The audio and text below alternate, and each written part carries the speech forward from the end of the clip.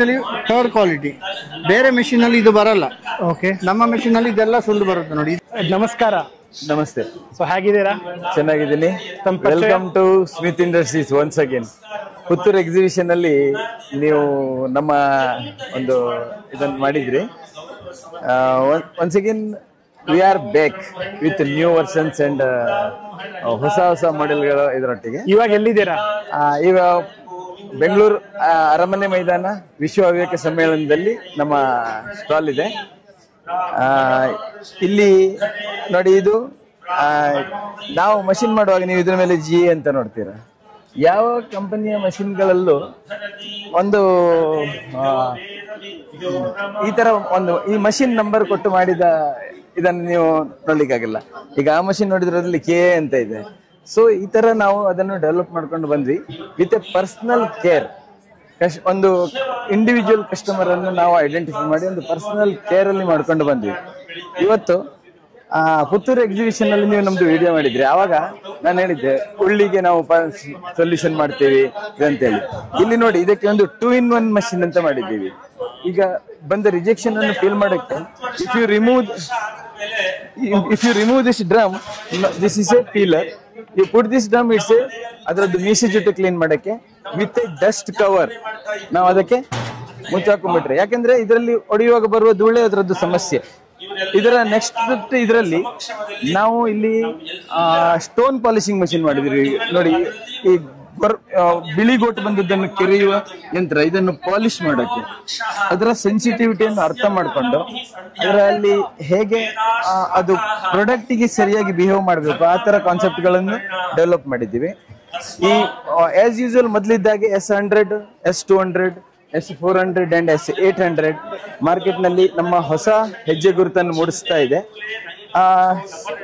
Shortly ನಮ್ಮ ಎಲ್ಲ ಕಸ್ಟಮರ್ಗಳಿಗೆ ಏನು ನಮ್ಮನ್ನು ಕಾಂಟ್ಯಾಕ್ಟ್ ಮಾಡ್ತಾರೆ ಅವರಿಗೆ ನಾವು ಒಂದು ಗುಡ್ ನ್ಯೂಸ್ಗಳನ್ನು ಕೊಡಬೇಕು. ಅವರ ಎಕ್ಸ್ಪೆಕ್ಟೇಷನ್ ಏನಿದೆ ಅದನ್ನು ಅರ್ಥ ಮಾಡಿಕೊಂಡು ಅವರ ಯೂಶಲಿ ಇದರದ್ದು ಕಾಸ್ಟಿಂಗ್ ನಲ್ಲಿ ಅಥವಾ ಬೇರೆ ಯಾವ ವಿಷಯದಲ್ಲಿ ಟೆಕ್ನಿಕಲಿ ಸಪೋರ್ಟ್, ಸರ್ವಿಸ್ ಸಪೋರ್ಟ್ ಆ ತರದ್ದು ಹೇಗೆ ಆಗ್ಬೇಕು ಅದನ್ನೆಲ್ಲ ಗಮನದಲ್ಲಿ ಇಟ್ಟುಕೊಂಡು ನಾವು ಇಟ್ಟಂತ ಹೊಸ ಹೆಜ್ಜೆ ಗುರುತಿಗೆ, ಕಸ್ಟಮರ್ಗಳು ಕೊಟ್ಟಂತ ಹೊಸ ಹೆಜ್ಜೆ ಗುರುತಿಗೆ ನಾವು ಒಟ್ಟಿಗೆ ಸಾಗಿ ಇದನ್ನು ಮಾಡೋಣ ಅಂತೇಳಿ ಹಾಗೆ ಯೋಚನೆ ಮಾಡ್ತಾ ಇದ್ದೇವೆ.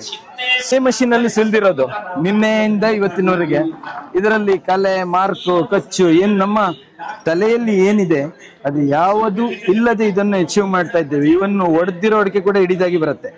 ಅರ್ಥ ಆಯ್ತಾ? ಇದನ್ನೆಲ್ಲ ನಾನು ನಿಮ್ಮ ಹಳೆಯ ವಿಡಿಯೋದಲ್ಲಿ ನಿಮಗೆ ತೋರಿಸಿದ್ದೆ.